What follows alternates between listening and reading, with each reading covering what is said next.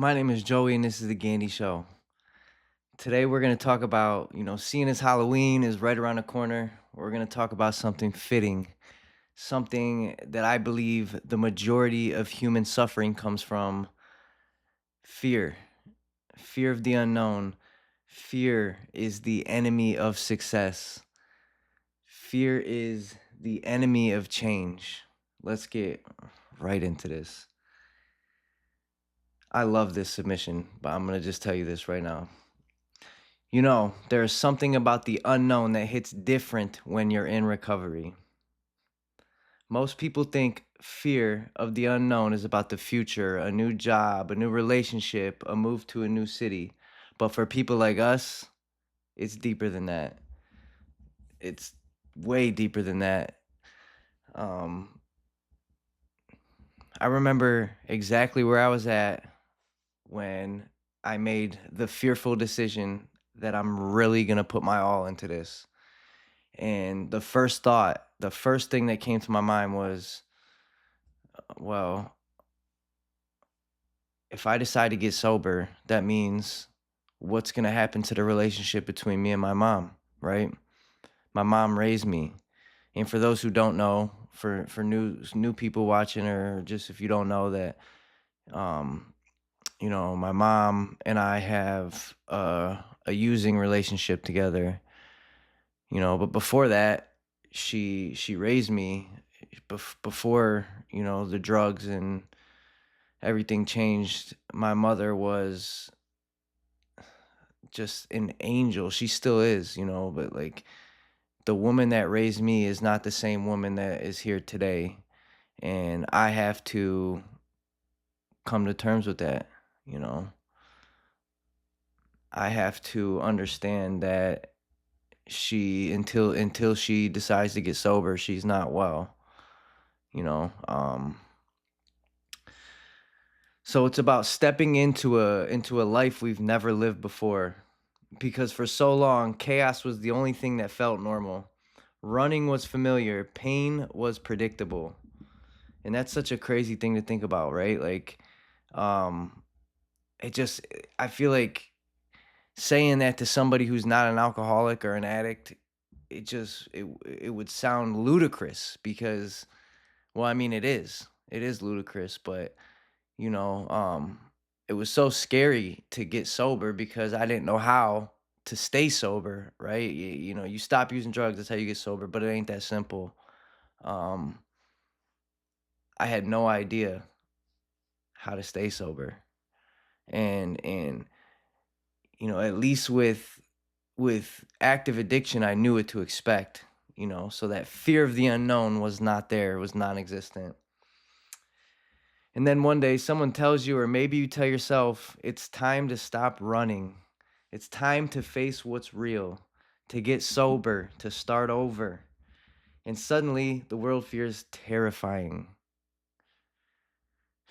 Because if you've never lived sober, who are you without the chaos, right? That's the way I felt.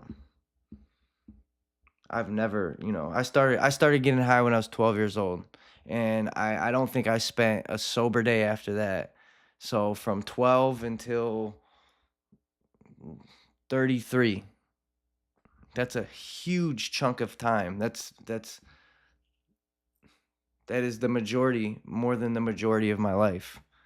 So, I spent this much time getting high and in chaos and running and numbing. Now I feel like a newborn baby. Last year, I had to face the facts that everything that kept me alive for 33 years was totally backwards. And that's a tough pill to swallow. At least it was for me. I had to pretty much unlearn everything that I knew if I wanted to have a new life. It's a scary thing to think about. Living with fear as a constant companion. I used to think fear was just part of who I was. It showed up in everything, in my relationships, in my choices, in how I slept at night. Fear told me, you don't belong here. You're not good enough. You'll mess it up anyways. Man, is that something That is something, I'll tell you what. Another thing I learned in the past couple of years is I have a pattern or a habit of self-sabotage, and it's such a weird thing because I wanna be successful, I wanna have a good life, but I would find myself, like, getting, like, an inch away from the finish line, the finish line, right? And that's just, like that doesn't mean, like, the finish line in my recovery, like, I'm talking about, for an example, when I was in NeoCap, there's 4 phases, and you have to make it to green to technically successfully complete the program.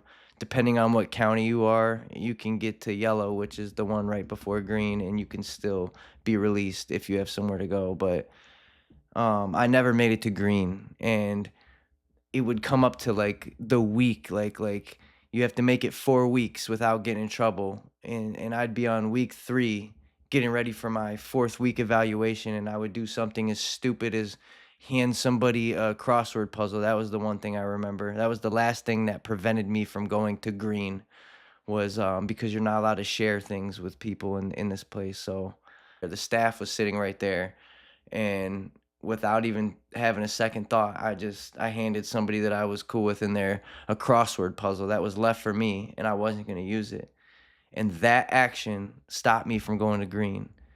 So, I don't know, that might sound silly, but that's just an example of one of the ways I've sabotaged myself from success, and and I don't even understand it because, like, I wanted to go to green. I I wanted to be successful, you know? If anybody has any insight on this, I'm sure there are people that are much more well read on this topic than I am. But anyone who's watching this, if you have any input on like the the the science or whatever behind self sabotage, I would be so interested to know your opinion on this. So if you have anything, please let me know. DM me, email me, put in the comments. Moving on. You're not good enough. You'll mess it up anyways. So I ran from it. And you know what running looks like? It looks like staying busy with the wrong things, i.e., using drugs, hanging out with the wrong people, self sabotage. It looks like chasing comfort in people and substances and in anything that numbs the noise. Because as long as I was running, I didn't have to feel. But here's the truth: fear doesn't disappear when you run, it just changes its outfit. Man. Sometimes it looks like anger. Sometimes it looks like control. Sometimes it looks like pretending you're fine when your world is on fire. That's interesting. That makes me think of the iceberg metaphor that they hammered into us in these treatment facilities I've been to. They'll give you like a picture on a piece of paper and it'll be an iceberg. And you only see, there's like the tip of the iceberg and then there's the water level and then there's this huge giant thing below the surface. And you have to fill all these things in below the surface, and in those slots it'll be like anger, embarrassment, and instead of being able to communicate what you're actually feeling, it comes out as anger, right? Really, I could be embarrassed and I don't know how to convey that emotion because I was never taught how to convey that emotion in a healthy way. So it comes out like anger. And I think for a lot of us in recovery, that's the hardest part. Yeah, it is. We've been living with fear so long that it's become a roommate, a familiar voice whispering, "Don't change. You know this pain. At least this pain makes sense." Man. The first step into sobriety. When I first tried to get sober, I wasn't scared of the cravings. I wasn't scared of withdrawal. I was scared of quiet. Well, I'll speak for myself. I was scared of withdrawal. Uh, as a matter of fact, I crossed a lot of boundaries and lines that I set for myself that I told myself I would never do that or I'd never cross this boundary because of how scared of that withdrawal I was, you know? And like in retrospect, I know now that it didn't kill me, you know. I'm fine. I'm here. I'm alive, you know. But in that moment when you're sick, man, you'll do anything to not feel that sickness. I did. I did stuff that I'll never be proud of to not have to feel that sickness, you know? And hmm, yeah, I just wanted to share that. I wasn't even scared of withdrawal. I was scared of quiet because quiet is where all the truth waits for you. That's true. The guilt, the shame, the memories, the loneliness. Man, I'll tell you what, for anyone out there right now that's feeling like guilt and shame and even loneliness, you know, guilt and shame are not of God. Like, God did not give us the feeling of guilt or shame. You have to know, like, I think, especially more so lately, because I'm in the process of building a relationship with God, my creator, what I believe created everything that you see. And what I've come to learn about God is that he doesn't give you feelings of guilt or shame. And if you truly have a relationship with him, you'll never be lonely. And that can look different, you know, for different situations and different people. And I think that it's something that's going to evolve over time. The stronger you build your relationship with God, you know, the more you're okay alone. You know, not saying that I like to be alone. I like to have alone time, but I don't believe that we were not created to be alone. That's what I believe. Um, because quiet is where all the truth waits for you. The guilt, the shame, the memories, the loneliness. All the things you buried under the years of noise suddenly have space to speak. And you realize how much of your life was built around avoiding yourself. You know, this makes me think of like people who are not happy, and it don't really matter what they have. They're just not happy. And you know, I've talked to people that truly believe like if I get this thing I'll be happy, or if this person wasn't like this I'd be happy, or if this person would say this and apologize to me and admit they're wrong, then I'd be happy, or if I could just go there, go over here, go somewhere else, I'd be happy. Well, I got news. You're going to take yourself with you wherever you go. Your happiness is a perspective, and it's up to you. You have the ability to be happy. You really do. I know I did. I have the ability to be happy, regardless on how things might look around me, you know. And yes, right now things look good around me, and I'm very grateful for everything that I have, you know, but I also know what it feels like to not have any of these things, and I'd still be able to find happiness.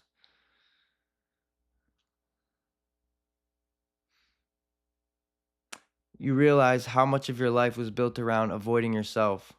That first night, that first week, when you don't have the escape anymore, the world feels so big and empty at the same time.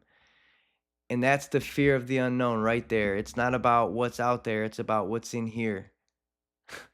What's in here? You know, I spent a lot of years using mood or mind altering substances. So, like, I spent so much more time getting high and using drugs than I have getting to know myself. And man, one thing I can say is that I wish I wouldn't have waited so long. I don't know what I was running from. You know, I know what it feels like to not be able to look at yourself in the mirror and say one nice thing about you. I could not look at myself in the mirror when I first got sober. They would have us do exercises in some of the treatment facilities I was in where we would have to do positive affirmations. And I just remember it was so uncomfortable. I was so uncomfortable because I did not believe the things that I was saying to myself. And for anybody who's in that place right now, I promise you it gets better. I learned that it takes 28 days to build a new habit. We do a lot of damage to our neural pathways when we use drugs and alcohol, but you can rewire these neural pathways. And here's something that I did when I got out of treatment. I started doing research about this, and here's something I did that really helped me. So if you're right-handed, you brush your teeth with your left hand. You take 25 exaggerated breaths in through your nose and out through your mouth, and you look at yourself in the mirror and you say 10 nice things to yourself about yourself. And for the first 2 weeks, 2.5, almost 3 weeks, I could not hold my gaze on myself. I could not say things in the mirror without looking away because it was so uncomfortable and I did not believe the things I was saying to myself. I could not look at myself and say, I love you, because I didn't. But what starts to happen is it starts to move past your conscious brain and go into your subconscious brain. And it's like planting a seed. I literally like envision it like a like a like a little tiny nano robot inside of my brain, just rewiring these pathways that I did damage to. And it's such a weird thing because like before the month was over, I could look at myself when I was saying these things. It's like magic. It is so important how you talk to yourself. It's more important how you talk to yourself than how anybody could ever talk to you. And I know that that is objective. Try it. What do you have to lose? Say nice things to yourself. It had a major positive effect on my mental health. When I started talking nice to myself, I started feeling a lot better about myself. Even if you don't believe it at first, please just give it a chance.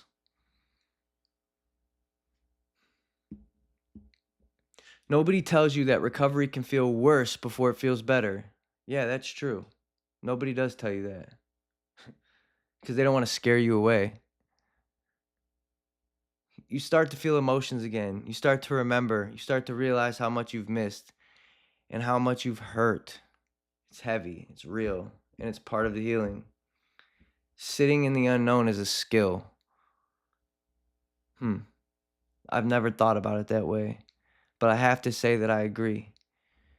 Doing anything I could to get away from myself, that I never had to sit in the unknown with myself, and yeah, it was a scary thing to do. It really was. Now I know I wish I wouldn't have waited so long, but that's something I do as well. I catastrophize things in my head. I am a critical overthinker. From when my alarm goes off, before my eyes open, my brain, I either hear worship music in my head, or I'm already thinking about 150 different things and like what I got to do and how I'm going to do these things. You know, um, I spent a lot of time running away from myself. So, sitting in the unknown is a skill. You have to practice it like building a muscle. Every day you choose to stay instead of run, you get stronger. Every time you let a wave of emotion hit and pass without reaching for your old escape, you're rewiring your entire life. Your brain doesn't trust peace at first. I know mine didn't. I said this before too. For like the first month, maybe more, that I got my new apartment, I was so uncomfortable. I was like looking over my shoulder for some reason because I just felt like this impending doom feeling. I had to literally tell myself, like, I have to remind myself, like, hey, you're doing okay. You're doing the right things right now. You deserve this. You're allowed to be happy. You're allowed to have stability. You're allowed to have a place to stay, a safe place to stay. I'm talking to everybody right now. You are allowed to be happy, and then I'm going to take it a step further. So, yeah, we've done a lot of wrong things, and we probably owe a lot of people amends. But the difference between now and then, the reason why we don't have to run from it now, the reason why I don't have to look over my shoulder now is because now I have the tools to deal with those things without using drugs.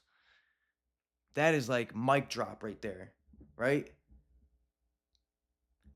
Man, honestly, I just had a revelation in this moment that really helped me, because I didn't think about it like that at first. I spent more than a month miserable in my new apartment because I'm like worried that something's gonna happen or somebody's gonna pop up and be like, "Hey, you owe me all this money," or "I'm taking all this stuff from you," and that's not true. Even if I do owe somebody something, I have the tools today to deal with that without getting high. So I really want to highlight that message. If you're in that space where you're newly sober and you're feeling like something bad or terrible is going to happen, it's listen, life happens, it does. But the difference is now you have the tools to deal with it. You're going to be okay. I promise you, you're going to be okay. We're going to be okay. Your brain doesn't trust peace at first. It keeps waiting for the other shoe to drop.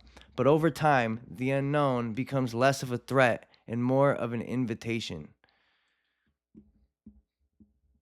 I used to think the unknown was this dark, empty place waiting to swallow me whole. But now I see it differently, and I do. I do too. I can relate to this.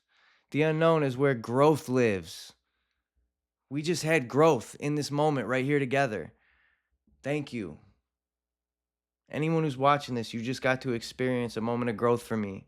And I hope that it can inspire you and let you know that you can do the same. You can have that same feeling of growth. I am no more deserving of that growth and that stability and that happiness than you are. It's the blank canvas where you start painting a new version of your life, one not defined by your past. The unknown is freedom wearing a mask that looks like fear. Man, the unknown is freedom wearing a mask that looks like fear. That is so good. Wow. Because what's really scary isn't that you don't know what's ahead, it's that you finally realize you have power in what happens next. This is crazy. This is incredible. And that power comes with responsibility, with showing up, with staying honest, with choosing yourself again and again, even on the hard days. Those are those tools that I just spoke of right there. And you have access to those tools now. And if you don't, stick around because you will have access to those tools. For anyone who's watching this who loves somebody in recovery, this is important. I want you to know something. They're not just fighting a habit, they're fighting their entire history. Hopefully, what I illustrated earlier in the episode is, give you an idea for people that are not an alcoholic or an addict, but you do have a loved one. If there's one thing I could wish for everybody, it was that they found a way to have more empathy. And not even for the other person, but for you, for your own peace. Like I said earlier, my mom was just like the picture perfect mother. Like, man, you'd be hard pressed to find a woman who was more loving and thorough than my mother is, and I spent the majority of my 20s so angry because I could not figure out why she was able to be that for me, but she was not able to be that for my brother. I spent a lot of years metaphorically trying to guide a horse to water and also make it drink. And it will never work. It will never work. You can never, ever make somebody get sober. So I didn't understand for a long time how my mom could do that, right? And then I experienced an opiate addiction for myself. And what it has given me is the ability to have empathy and understand that my mother is not well. The things that I did when I was in active addiction, it wasn't me. I was not well. I would never do those things now. And I know if you're watching this and you're in active addiction, I know you're still in there. You still have a soul. You still have a heart. I know that. If I could come back from that dark place, I know that you can too. And I believe in you and I love you. Not just fighting a habit, they're fighting their entire history. They're walking into a life that feels completely foreign while grieving the only version of themselves they've ever known. Man, really think about that. It's so sad.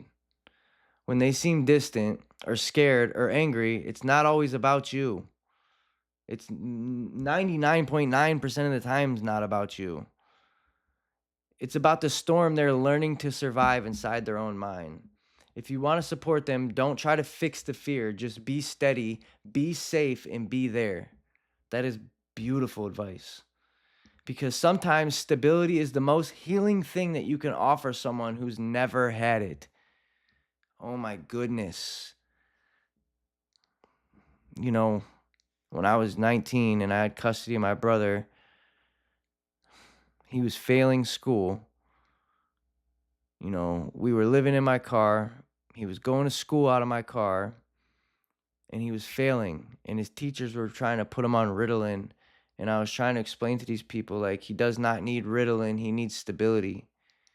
You know, I have a lot of shame and guilt over my shortcomings when it comes to the example I set for my little brother and, you know,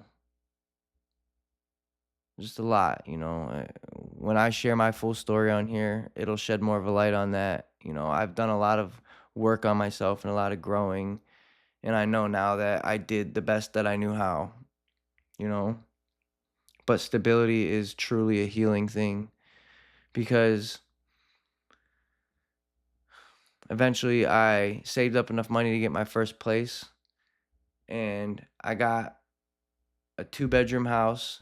It was just me and my brother there. And I was able to implement a little bit of stability into his life, and he went from failing to getting B's and doing okay for a while. So, even just a little bit of stability can be extremely beneficial for the addict. If it seems like they're fighting it, it's because it's foreign to them.